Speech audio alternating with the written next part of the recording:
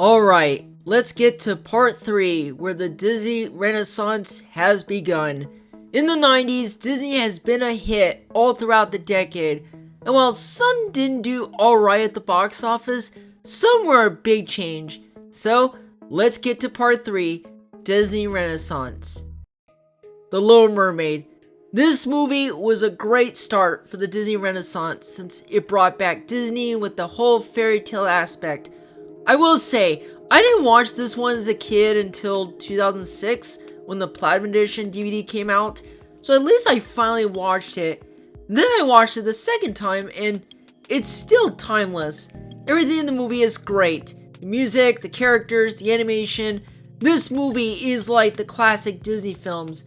However, the only minor nitpick in the movie, and I don't want to sound insane, is Ariel.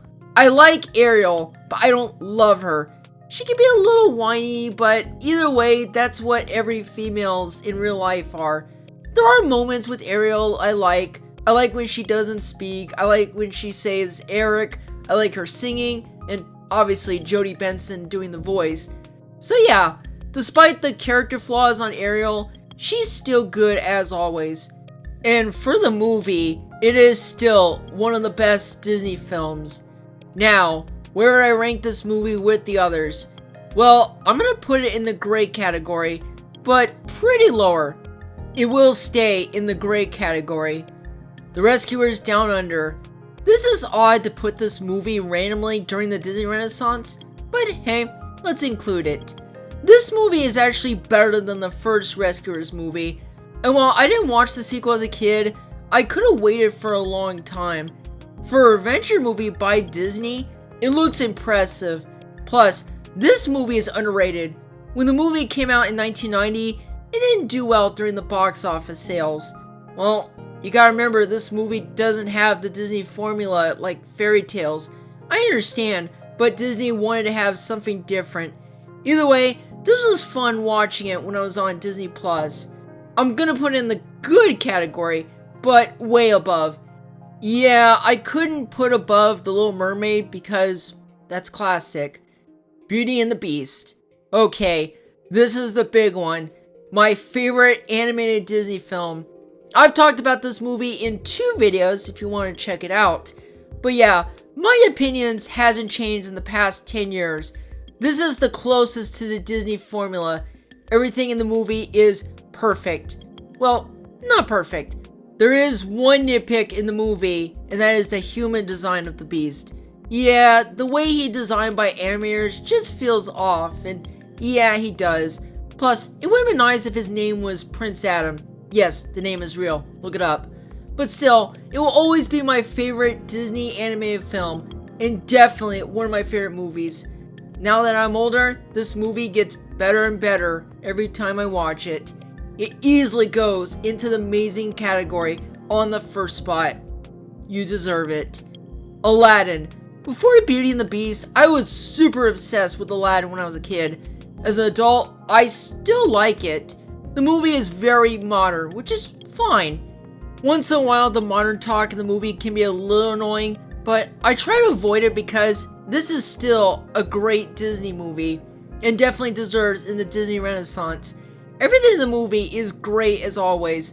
The music, the characters, the animation, the worlds, even the romance between Aladdin and Jasmine. So yeah, still another Disney movie that holds up, and it is one of my favorites as a kid. I'm placing this movie above The Little Mermaid. The Lion King. This was when the movie was on top with animated films, and even by Disney standards. Like Aladdin, this was another movie I watched as a kid. It's strange that I didn't watch a lot when I was a kid. Not only that, but I didn't watch all the way through. By the time I got older, I did. Anyways, this movie feels big and spectacle.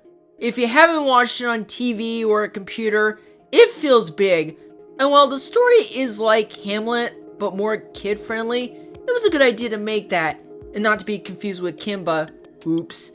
Anyways, well, the movie does have some major problems, like some of the songs and the message. I will admit, the message when Rafiki tells Simba about the past, that was good. But when Simba returns back to Pride Rock, the message becomes a mess. Aside from those problems, I do like the movie now. While it doesn't reach Beauty and the Beast, it'll always be one of the best ones from Disney. I'm placing it under Aladdin and above The Little Mermaid. I don't want to be too harsh, but come on, the movie was part of my childhood. Pocahontas. Alright, after Lion King, this movie was when Disney started to decline. Yes, it made money, but nowhere near as The Lion King.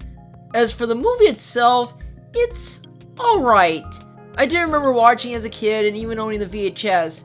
Looking back at it now, it feels like this movie is not super special. I wish it was as a kid, but it's not. There are a few good things in the movie.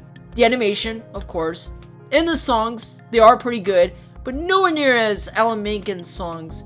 Plus, you gotta give Disney credit for trying something different. I mean, if you want to learn about this culture, then you might enjoy it. Still, it wasn't my favorite out of them. In fact, it's my least favorite out of the Disney Renaissance movies. I don't want to feel bad for this movie for trying. All in all, not my favorite out of them. I'm going to place it in the okay category. The Hunchback or Notre Dame. I really love this one. I never suspect this movie to be good after Pocahontas. And while it made okay money at the box office, the quality of the movie is what makes it stand out.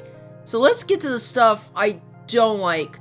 Once in a while, the story does feel a little forced. Like, did anyone else like the romance between Phoebus and Esmeralda? No. So yeah, it does feel a little forced. And the gargoyles. I really don't like them. And you know what's ironic? Jason Alexander voices one of the gargoyles. And he's not funny in that. And I love Jason Alexander, but he didn't make me laugh in the movie. Everything else in this movie is so good. If I saw this as a kid, I would have loved it. But you gotta remember, I was 1 when it came out in 1996. Also, it is mature, so I don't know if children can handle it. I mean, come on, they can handle scary things. Plus, it's one of the darkest films from Disney. Aside from that, it's still a very good movie, and definitely an adaptation they can pull off. I'm gonna place it in the great category, which it's my personal preference. Hercules. Another movie I watched as a kid.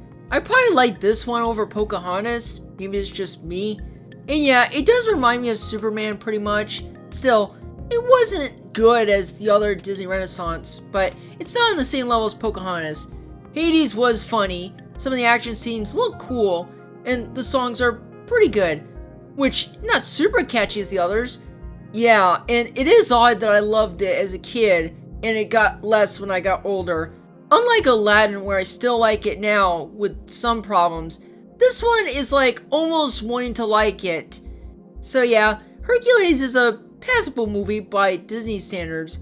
I don't want to hate it as much as some of the other ones, so I'm going to place it in the okay category, but a little higher.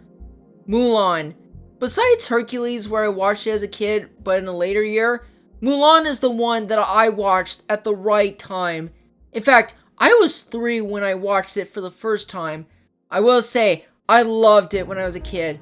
Now that I'm older, I still think it's good. However, this movie won't top Aladdin and Lion King, because they got better. Mulan remained the same, even though I do like it fine. I still think it has good stuff in it. The songs, the comedy, and even when Mulan joins the army and meets new people. As for some problems, Mushu is okay.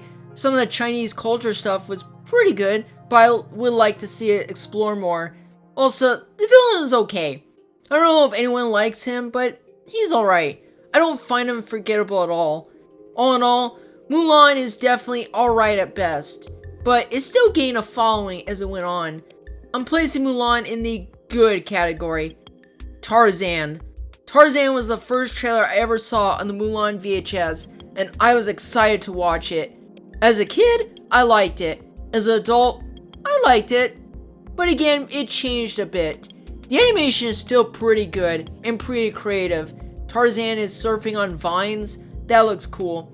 Some of the characters I like, particularly Tarzan and Jane. Jane is a fun character with a good personality. And the relationship between both her and Tarzan were good. Maybe not on the same level as some of the other romance Disney couples, but hey, they like each other. The songs are pretty catchy, and yeah, while I think Phil Collins was not the right choice, they are catchy, but okay. Though they will never top Alan Menken's songs. As for problems, some of the characters are not great. Turk is a little annoying, but not super annoying. And yeah, as a kid, I knew Rosie O'Donnell did the voice for Turk. Clayton is pretty obvious to be the villain, and he's not very interesting. Though one scene in the movie from him is pretty intense. Also, I would like to see some parts to explore more of the jungle, but for what we got, it's fine as it is. So yeah, a pretty good Disney movie, and it is the last of the Disney Renaissance phase. I'm placing Tarzan in the good category, but only above Mulan. So yeah, that is part 3 of the ranking Disney films. The Renaissance phase has been a good one so far, but now I move on to part 4, where everything changed after the Renaissance. I'll see you guys for the next ranking Disney films.